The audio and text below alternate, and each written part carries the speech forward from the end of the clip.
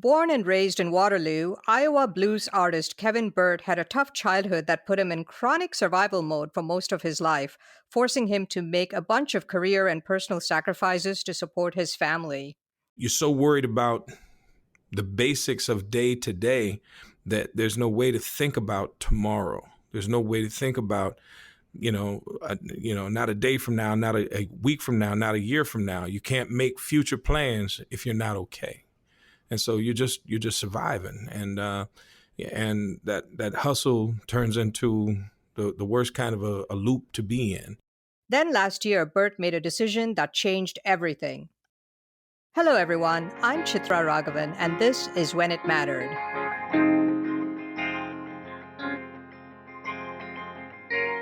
This episode is brought to you by Good Story, an advisory firm helping technology startups find their narrative. I'm joined today by Kevin Burt, who, after more than 2 decades on the local and national blues circuits, is well on his way to becoming a recording artist of international merit. Kevin, welcome to the podcast. Thank you for having me. Appreciate it. You told me recently that your survival mindset began at age 5 when your parents were separated. What was your life like after that moment? Well, it's just one of those things where you know that every day it's about making sure that you make it to the next one. It wasn't so much that it was out of danger. It's just out of, not knowing. It's the knowing that your mom's doing the best she can, and you've got, siblings, and you're watching them do the best that they can. And so your responsibility was to do the best you could too. And it was kind of a collective mindset versus, just being a kid. And your mother had to raise how many kids on a very limited income? There were 4 of us. After my parents separated, they never divorced. So my dad was kind of always there, but not. so But not he there. was, yeah. He was living his best life, and I don't fault him for that. It was his choice to make, and but mom raised 4 of us, 3 boys, 1 girl, and all 3 of us boys ended up being All-American football players, and our sister was the best athlete in the family. So, and this was on food stamps? $5,000 a year in food stamps. Fixed income is just that. And the one thing that it taught me is that I knew that I didn't want my kids to ever experience it, and so it wasn't a situation where it was, hey, we're living the dream. It was just reminding folks, a nightmare's a dream too. And so it's we always had love and never felt like we were in a position where we were destitute by any stretch. It just meant that what you did had to matter. And you had a lot of people helping you get through those early years. Oh yeah, the neighbors were always there. I could always count on them for, I would do things for them. As I got older, my brothers and I would shovel snow and cut grass and all of those kinds of things for a lot of the older folks in the neighborhood. And they were all friends. We all went to church together, and we all knew they'd known us. We stayed in the same neighborhood my whole life. And so all of the folks that were there, watched us and helped us to grow up and be a part of, they were all a part of who we ended up being. I used to disappear sometimes and go over to some of my neighbors' houses. There were a lot of older ladies in my neighborhood, and a lot of grandmas, I used to call it. So I used to sneak over to their places, and they would always have cake or cookies or something. I'd sit in there and listen to stories and have cake. And my mom always knew if she didn't see me outside playing, I'd stumble, somebody had baked something. Your mom's difficult experience and how she handled it. What did that teach you about life? The one thing is that, No matter how tough things may have been for her, we always laughed. We always smiled. We always enjoyed the fact that we were together, and we knew that we could count on each other. And we leaned on that quite a bit. And my mom, she was my original superhero. She was the person that, if things weren't going well, she would find a way to make it. Like I said, it might not be the best, but she'd make it better. If things were, a lot of times I describe her as the most powerful force in the universe. I mean, she was, everything began and ended with Mom. And, it wasn't that she was a domineering kind of a person or any of that kind of stuff. She just was, she had a big heart, and that heart was always wide open, always. You've talked about being in survival mode. Can you describe what survival mode is? I mean, what are its characteristics? And the biggest thing is you're always working from a position to get to okay. I've always said that if you're not okay, you can't move forward.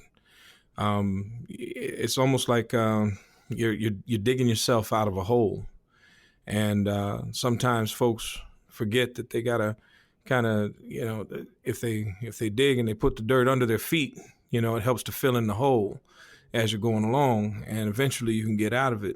And once you're out of that hole, now you're on even ground with everybody else. But sometimes it's you find yourself you're so worried about the basics of day to day that there's no way to think about tomorrow. There's no way to think about, not a day from now, not a week from now, not a year from now. You can't make future plans if you're not okay. And so you're just surviving, and that hustle turns into the worst kind of a loop to be in, because you hustle and you work all day and you don't see that it made a difference, and you go to bed, you wake up, and tomorrow's the same thing. You're just working to try and get to okay. And it's taken a long time to get to a point where I can stop thinking that it's not that I'm not okay, or that things aren't going to be okay. Yeah. And so you went to college and wanting to be, I guess, in football, but then you ended up with a career as a singer. How did you make that transition, and when did you first realize that you could not only sing, but that you could also support yourself through the blues? Well, the powers that be they're remarkable. They always kind of introduce you or put those things that you're supposed to do around you. Music's always been kind of in my life, but I never thought it was what I was going to do. I always saw myself. I believed that I was going to be a professional athlete. I thought that I had worked to become that. My true senior year of my of college, playing football, the third play of the first game, my knee got dislocated. And so you go from being a preseason All-American to damaged goods. And the folks that were reaching out to you from the NFL and all of those places, those letters stopped coming. And you struggle to get yourself back. But at a smaller school, there's no rehab program. There's no special doctors that are there to help you to get better and or to rehab that injury. And so you do the best you can, what you got. You come back the next year, you do the things that you can do. And it opened up a door for me to try out with a professional football team in Canada, the Hamilton Tiger Cats. And they, at the end of my tryouts, they basically just told me that they liked me, but I was too short, too American. And so they sent me home, and the game of football told me it was done with me, essentially, and that's the one of the things that people don't think about in terms of sports. You can always find a pickup game of basketball, and you can keep playing that game. You can always, there's recreational leagues of hockey, even, tennis. You can find a buddy and go do that. There's no pickup football. There's no way to just go and do that casually. And so when the game of football is done with you, it decides it most of the time. And that leaves a lot of, it was my expression. It was my outlet. It was my sanity. It kept me from dealing with my own anger issues because I could bottle it all up and take it onto a football field and use it and play it out to the point where I was exhausted and everything that frustrated me with the world, I could take it out on that football field and use it as fuel. And to have that just taken away, to be told by the game itself, no, you don't get it anymore. It's the worst breakup of a relationship you could probably imagine. And luckily, I'd gotten my degree while I was in school. I was thinking I might as well get into graduate school. I came to Iowa City, Iowa to get into graduate school. And I applied for 7 jobs, got offered 5, and decided, I'm not going to do school. I'm just going to work. And I took all 5 jobs that I was offered. And I started working. I figured if I was going to be awake, somebody's going to pay me to be there. Somebody was paying me for being awake. So there were days that I'd work 20 hours in a day. And other days that I'd just work 1 or 2 of the part-time jobs, or the full-time jobs kind of thing. And, and so I thought that I was doing well for myself. And one day my boss heard me at one of my full-time jobs, heard me singing in the office and stuck her head in my office and said, "Damn, boy, you can sing." I was like, "Whatever." And she's like, "No, you really can sing. My son's putting together a blues band. They can't find somebody to sing. You need to come audition." I was like, "Whatever. It's not on my list of things to do." And, eventually she invited me over to have dinner with her and her family. And I got to the house and there was no dinner. It was just rehearsal for the band. So she tricked me And into no coming cake over either, right? for No a cake. rehearsal. Yeah, and I got nothing, no cake, nothing. And so I ended up trying out, auditioning for this band, and they liked what I sounded like, and so it started. And so I went from 5 jobs and doing music every once in a while to 4 jobs and doing music pretty regular, and 3 doing more regular, and 2, and finally down to 1. And in that span of time, I met the woman who would eventually become my wife. And we did the things that we needed to do for her to be pregnant, and while right before our first child was born, I decided that I should go full time with music and focus on it. And she looked at me and said, "It's about time." And that's not the general response that most folks would expect. But when somebody believes in you, has faith in you, you can't allow them to have more faith in you than you're willing to have in yourself. And so at least that's my take on it. And so I didn't want to prove her out to be a liar. So I put everything, I went all in, and I started working. As a musician and as a vocalist. I just sang. I didn't play any instruments at that time.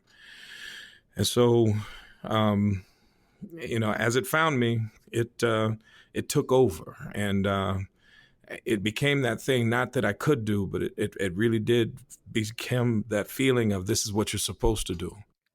And over the past, you spent about 6 years playing solo shows, like 6 nights a week. Some years doing 300 shows, even 400 shows one year. You're one of the hardest working artists on the blues scene, and you perform with some blues legends. I mean, can you name some that have been the most special to you and the ones you've been most proud of? Well, I mean, I'm proud of every opportunity, but getting a chance to share stage with folks like Coco Taylor and B.B. King and Buddy Guy and Junior Wells and Luther Allison and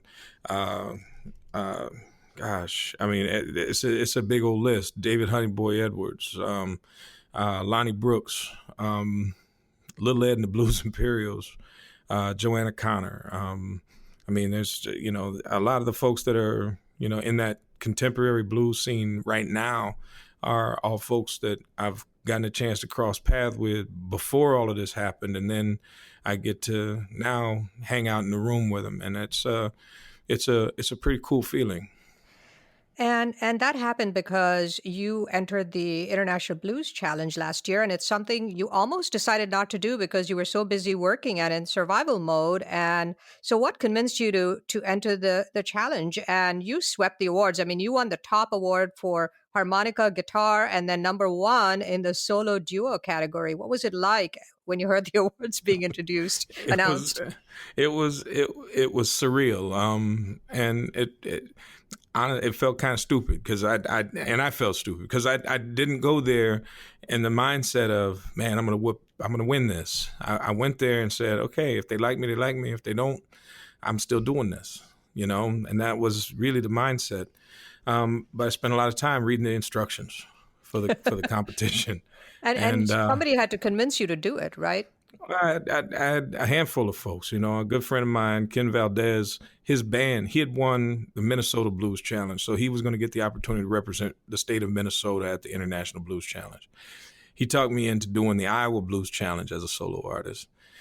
And I went ahead and I entered that, and I won the Iowa Blues Challenge. And then when it came time to go to Memphis, I was contemplating not going. I heard from him, and my wife and my daughters, finally were the ones, my wife and daughters were the ones that stepped forward and said, what are you doing? What are you thinking? Go do it. Worst case scenario, you come back here and you do what you've always done. And that's true. That's exactly it. And it didn't change. No, win, lose, or draw, it wasn't going to change the path that I'm on. The only thing that it changed is the width of the lanes, I guess. It's a lot more comfortable path to be on right now, and a lot, but there's still, it's got its own hazards. But no, the International Blues Challenge, there's over 240 acts from around the world that won their way to Memphis. They won preliminary contests in their state with their blues society, with their country, whatever. And the solo duo category had like 240 folks, and the band category had 300 plus. And so all of these artists, all of these groups converge on Memphis in January, and they have this competition that's called the International Blues Challenge. And again, like you said, the three categories: the Lee Oscar Harmonica Player of the Year, top harmonica player, the Cigar Box Award for the most promising acoustic guitarist, and then the overall winner in the solo duo category. And I'm the only person in the 35-year history of the International Blues Challenge to sweep all the categories. And you didn't believe it when it was happening. Yeah. When we were lined up waiting for them to announce, they did the Lee Oscar Harmonica Award first, and I didn't think that I had won that because I only did a couple of songs in the finals with harmonica, and there were a couple of really, really awesome harmonica players. Well, they announced my name, so I was just like, okay, well, you got the consolation prize. That's cool, because nobody had ever won all the awards, or anything other than an award at the Blues Challenge. So I was like, okay, I got the consolation prize. That's cool. And so I actually walked off the stage, and I was in the hallway behind the stage, and there was a stagehand who had propped the door open, and he and I were having a conversation, and I stopped because I thought I heard him say from Des Moines, Iowa, in regards to the Cigar Box Guitar Award, because I knew I hadn't won that. I'm not a real technically savvy guitarist. I taught myself to play. I know how to play for me, but I don't consider myself a guitarist. And And so they announced my name for the Cigar Box Award for guitar. And I looked at the stagehand. I was like, did they just say my name? He smiled. He said, yeah, man, you better get back in there. So I had to weave my way back from backstage, and it took me about a minute. You were late for your own award. Yeah. And so they were, where'd he go? Where'd he go? So I literally just about to almost left the building. And they handed me that award. I had the photo op, and the gentleman who handed me the award said, don't go too far, as I'm walking away. And it didn't really sink in until I got to the edge of just off stage, kind of behind the curtains. And they announced the overall winner, and it was me again. And that's when everything kind of started swirling, and it got real,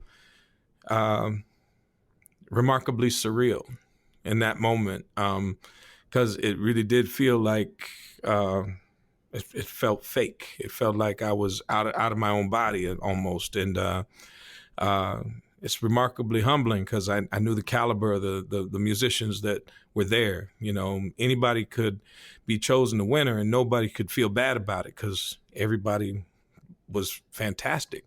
But to sweep all of those awards amongst that level of talent, again, it's remarkably humbling. It, all of the playing, one thing that I've heard from other artists, other performers, is that there's no substitute for stage time ever. And that's where I've learned to do everything that I do.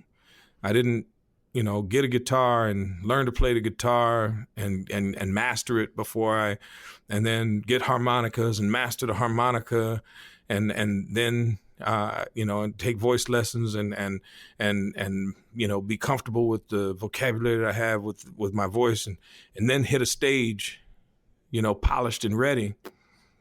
I bought a guitar on a Thursday because my band quit on a Wednesday, and I played my first show with it the following Friday.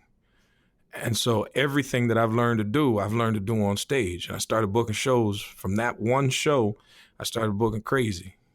And everything I've learned to do on stage. And so, I've spent some time practicing on my own, don't get me wrong, doing the woodshed thing. But every time I'd have a rehearsal for an hour and a half, 2 hours, I'd have a show that night, and I always put it to practice. And so everything was about, and has always and will always for me be about, making sure that I'm ready to perform. And winning all three categories in that challenge has put you in a completely different league now. What's different? It's being a musician's like it's playing that game. It's that old thing where you used to see folks on the variety show spinning plates. They'd have the stick and they'd put a plate on it and they'd get it spinning, and then they'd put another plate on and get it spinning. Well, all of my plates were in about a 4-hour radius of home for 20 years. Every once in a while I'd sneak off and kind of do a one-off show on the West Coast, a one-off show on the East Coast, a one-off show down here, over there. But it was just one show, and then I'm back home, back in the Midwest. Now I'm spinning plates, and those plates are in Denmark or in the Netherlands. Those plates are in France. They're over in Marseille, France. I've got plates spinning now in Canada and Seattle and in California and Las Vegas and up in all up and down the East Coast, and all points in between in the Midwest now.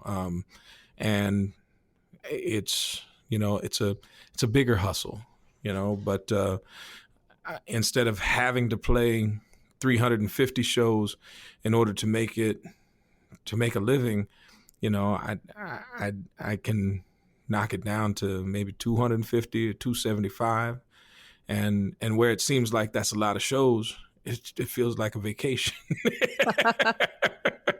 to me. But in an interview, after you won the challenge, you said that you were, quote, remarkably unprepared for now. So how are you preparing yourself for this? The biggest thing is sometimes you gotta get out of the way and let some things happen. Other times you gotta know when you gotta step in the way and make it happen. And I'm learning the difference in those things. Most of my career, I've got out of my own way so that things could happen. And now I have to know when I have to be, when I have to make things happen. And that's important. The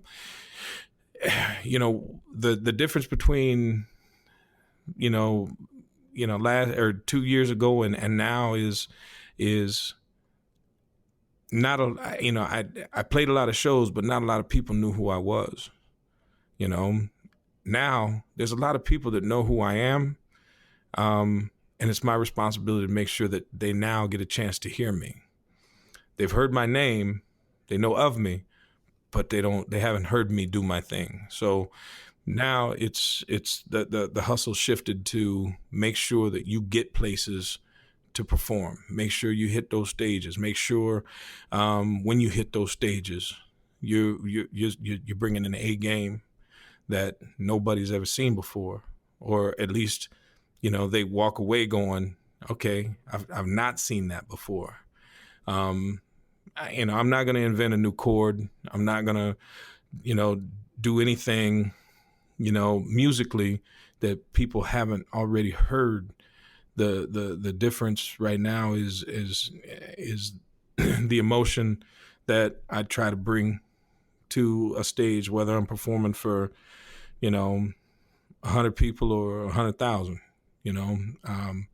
It's my responsibility to give as much of an emotional exchange as I can bring, and it's the difference in then till now, I think, is hitting those spaces and being able to deliver to that many souls, to be able to connect with that many souls.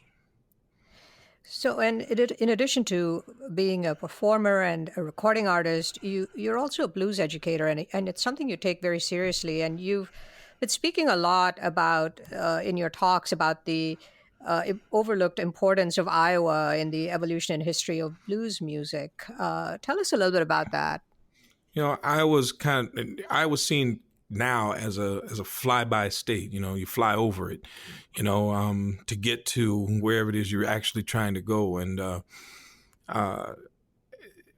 flying didn't used to be the primary mode of transportation for musicians. You either drove, you either got in a bus and drove, or you got on a train. And when the trains were happening, Iowa was the hub for a few of the different railroads. And so a lot of musicians coming from Chicago trying to get any other direction would come from Chicago, hit Iowa, and that's where the train would get turned. And so they'd be in Iowa for, days at a time, laid up.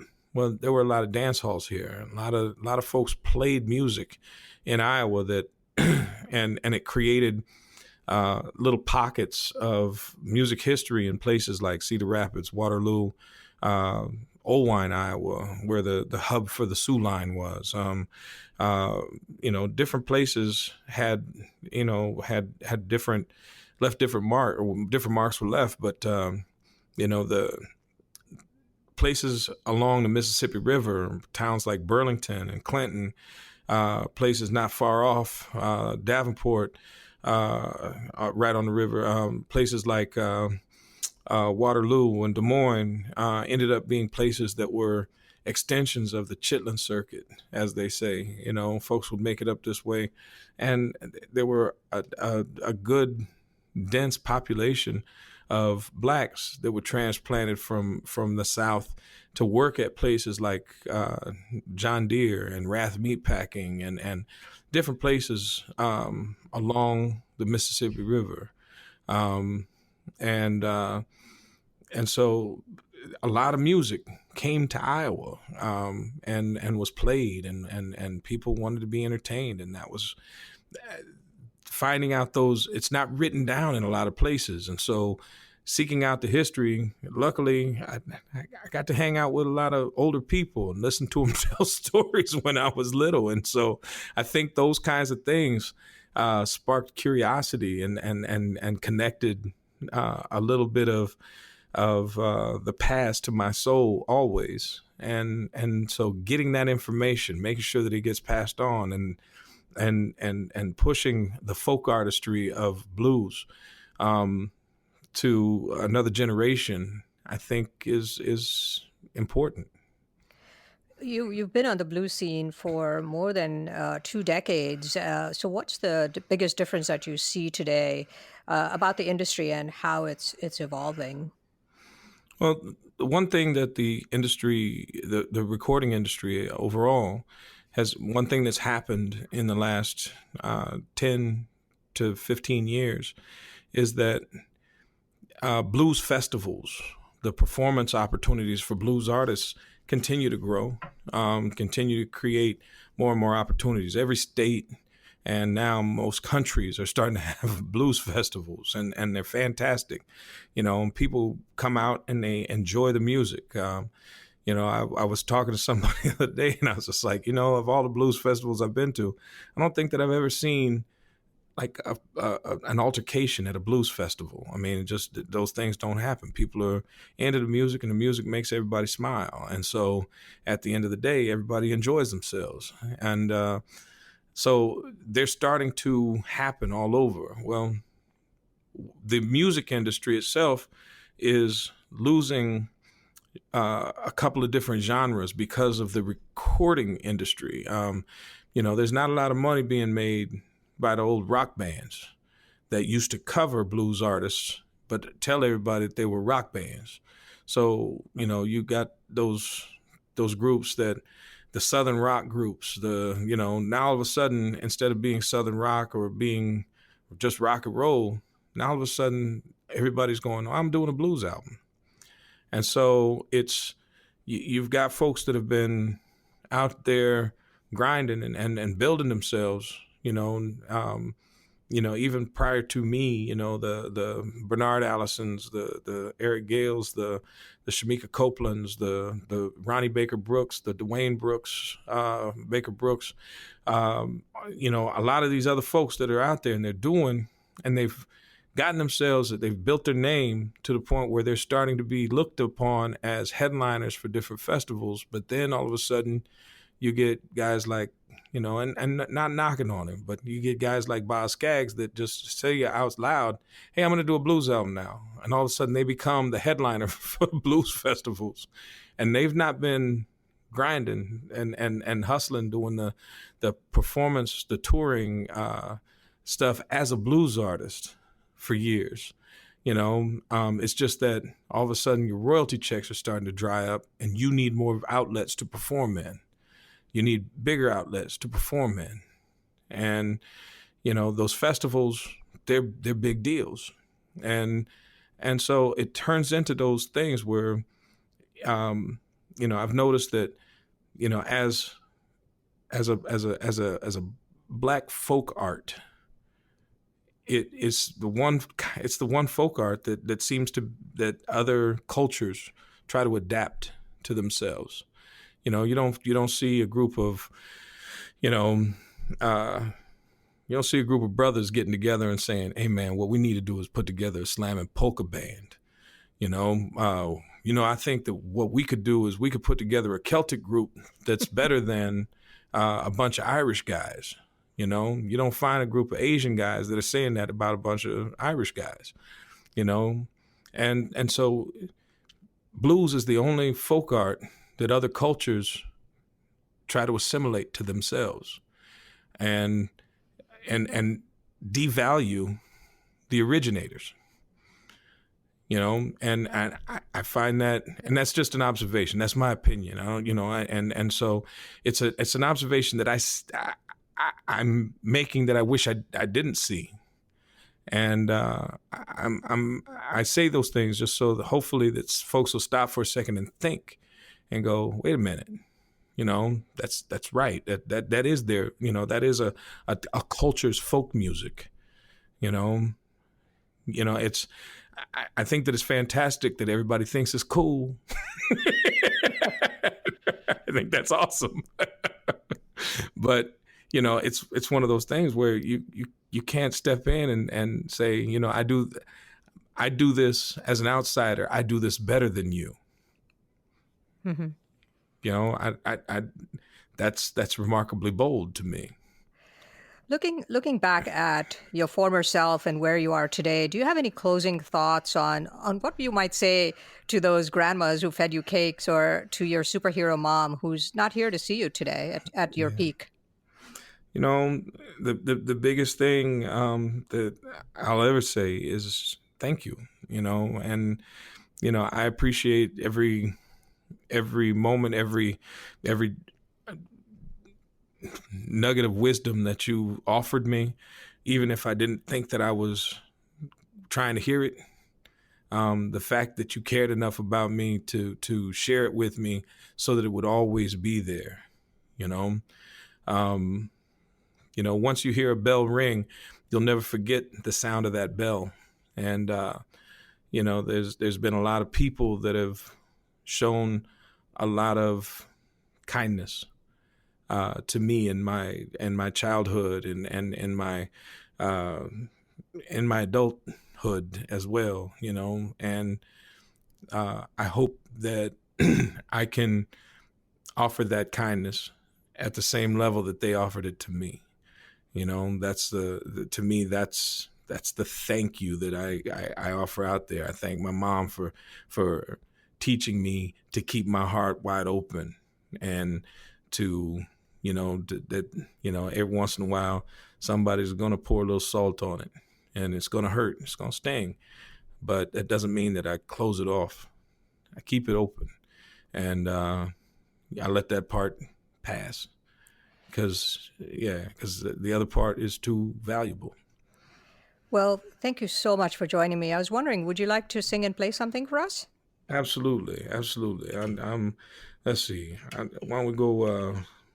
We've talked and been pretty serious the whole time. I beat up on something that should do something that's a little bit up tempo. Let's have some fun with it here. It's a song that I put together. It's called "You Should Have Never Left Me Alone."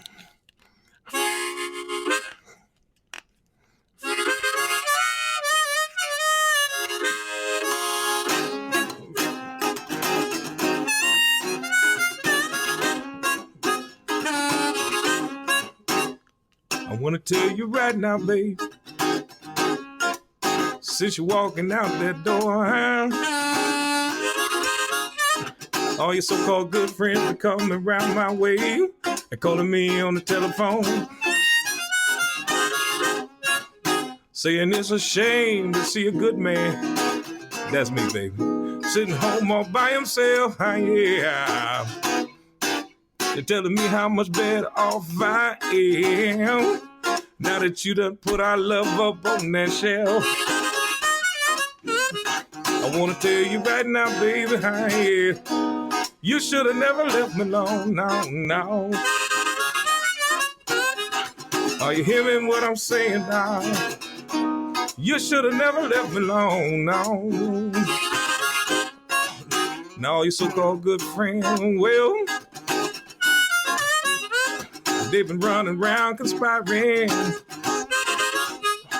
spreading all kind of rumors and stories about me. I talk about how I'm out there cheating and lying. Oh, and when you heard them stories, baby, you did exactly what they wanted you to do. Yes, you did, child. You didn't come and talk to me at all, did you, baby? You just took them stories for the truth. I want to tell you right now, baby, you should have never left me alone, no. Are you hearing what I'm saying, darling? You should have never left me alone.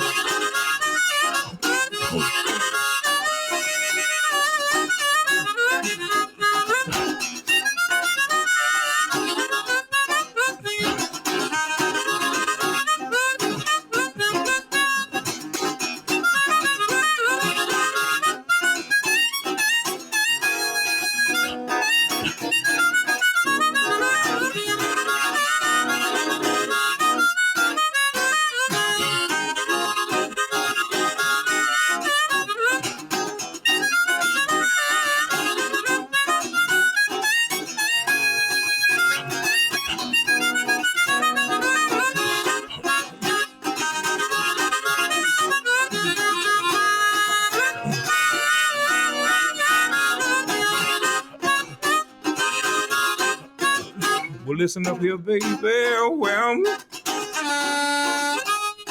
and let me give a little piece of advice. You can take it or you can leave it, honey. Just understand this right here. This the last time I'm gonna be this nice, so hear me now, yeah. Next time you get yourself a good man, baby, you better keep him to yourself. Yes, you should, child. As soon as your so-called good friends find out about it, he gonna be sitting right next to me. Getting dusty on this hole used to be shelf. I wanna tell you right now, baby, you should have never left me alone, no.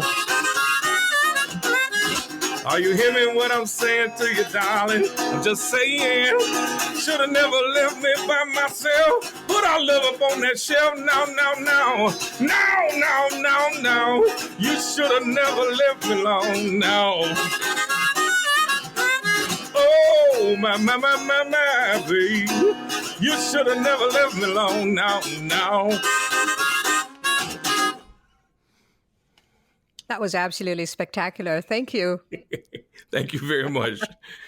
Well, Kevin Burt is an Iowa-based blues singer, songwriter, and multi-instrumentalist. He's long been a fixture on the blues performing circuit and is adding international performing and recording artists to his long list of accomplishments.